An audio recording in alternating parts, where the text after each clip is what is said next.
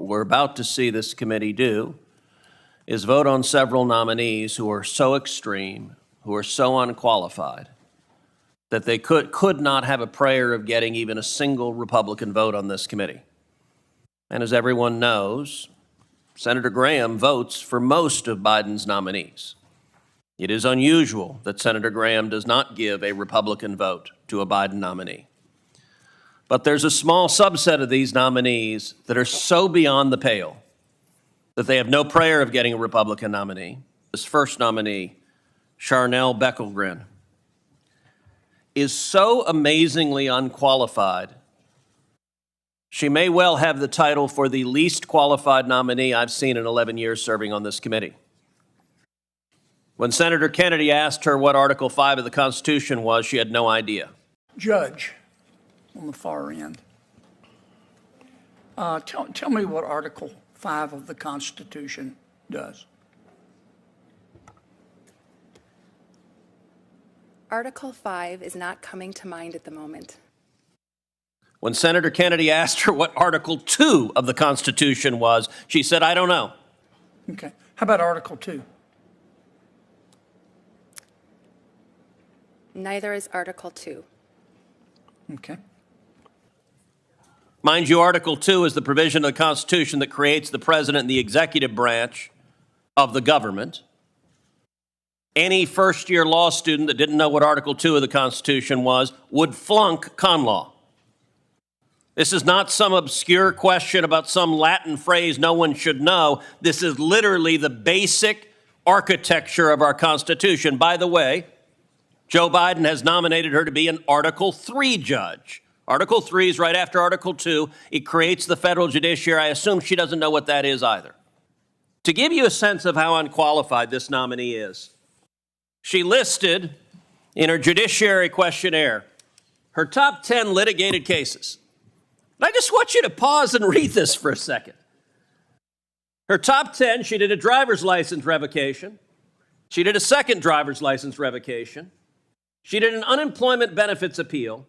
She did another unemployment benefits case. She did another unemployment benefit case. And her sixth case was an unemployment benefits case where on the opposing side was a pro se litigant. In other words, this poor fella didn't have a lawyer. And you know what? The pro se litigant beat her. She lost to a pro se litigant. What's her seventh most consequential case? I'm sorry, there isn't one. There's not an eighth, there's not a ninth, there's not a 10th. She's argued over a couple of driver's licenses, and the Biden White House says you should be a federal judge, an Article 3 judge, not that you have any idea what in the hell that is. She's not the only one. Another one being considered, a nominee, Ted Cruz. Thankfully not spelled C-R-U-Z, spelled C-R-E-W-S. When asked about Brady versus Maryland, one of the foundational criminal law classes, again, first-year criminal law, you learn about Brady. She said, I'm sorry, I don't know what Brady is. Tell me how you analyze a Brady motion. How I analyze a Brady motion? Yes. Senator, in my 4.5 years on the bench, don't believe I've had the occasion to address a Brady motion in my career. Do you know what a Brady motion is? One of the things that we demand and we're entitled to receive from a law enforcement agency and from the DA's office by extension is anything that is considered exculpatory or mitigating. So that it comes about as a result of a Supreme Court case from 1963, Brady versus Maryland, which had the holding in it that it's a due process violation for a defendant to not be provided with all evidence, not just the evidence that the prosecution thinks is important. Senator, in my time on the bench, I've not had occasion to address that, and so it's not coming to mind at the moment what a Brady motion is. Do you recall the U.S. Supreme Court case, Brady v. Maryland? I do recall the name of the case, the Senator, yes. And what did it hold? I believe that the Brady case, Senator, I believe the Brady case involves something regarding the Second Amendment. It is not. I've not had occasion to address that. If that issue were to come before me, I would certainly analyze that Supreme Court precedent and apply it. There are a number of members of this committee who have tried criminal cases. Do you know what Brady is? Of course you do. Because if you're remotely competent, you know what it is, not this judge. I want to end with one more nominee that we're getting ready to ram through on party line votes. That is Judge Marion Gaston, nominated for a seat in San Diego. Judge Gaston, look, we've seen some radicals. We had a nominee earlier that this committee rubber stamped who said he woke up every morning motivated by his hatred for conservatives. But you also wrote in November 2017, quote, "In these dark times, I've been fortunate to find tremendous sense of purpose in my work as a civil rights lawyer. But as a colleague of mine asked me over lunch recently, Dale, do you do this because you want to help people or because you hate conservatives?" What he was getting at is that anger can in fact be a tremendous source of power. For me, righteous indignation can provide a sense of moral clarity and motivate the long hours needed to get the work done.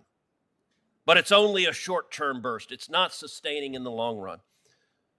Mr. Ho, if you wake up and are Judge Ho, and I recognize that New York is a blue state, but imagine there is someone who considers himself or herself a conservative in the state of New York, who, God forbid, finds themselves in a courtroom where you're wearing a robe.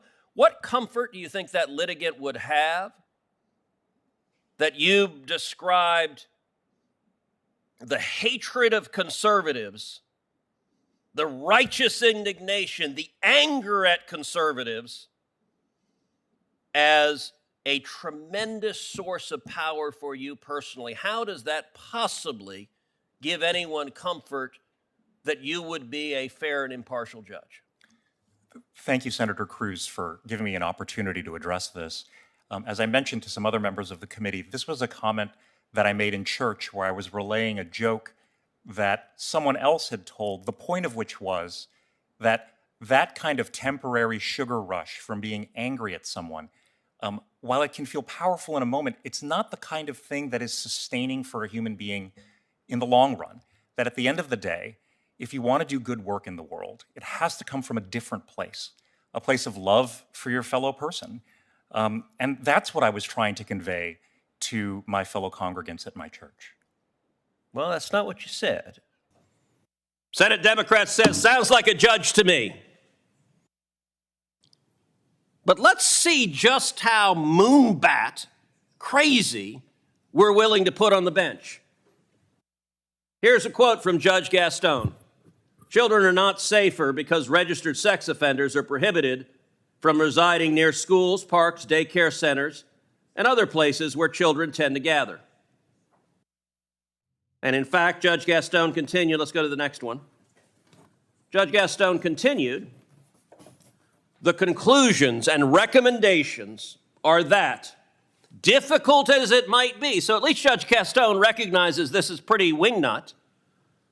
"The conclusion, laws that regulate where sex offenders may not live should be repealed or substantially modified in the interest of public safety." Can you tell me what the independent state legislature theory is? I'm just asking you, not your opinion of what is it? It's before the Supreme Court now. In my 12 years as a Washington State Assistant Attorney General, and Right. that particular doctrine was not presented to me.